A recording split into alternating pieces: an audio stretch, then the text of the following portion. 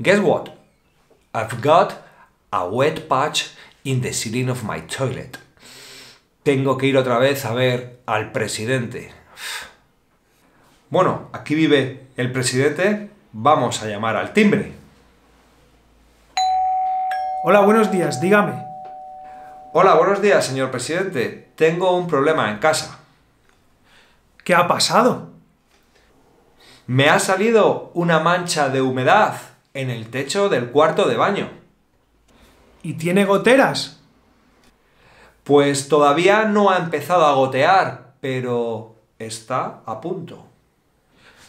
Pues hagamos esto. Llame a su seguro y yo intento avisar al vecino.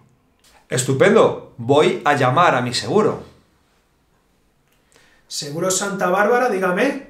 Hola, buenos días. Mire, tengo un problema. Me han salido humedades en el techo del baño. ¿Tiene goteras? No ha llegado a gotear todavía, pero tiene pinta de que le queda poco. ¿Ha avisado al vecino de arriba? Estamos en ello. Le vamos a mandar un perito ahora mismo para valorar los desperfectos. Pues muchas gracias. Cuanto antes, mejor, ¿vale?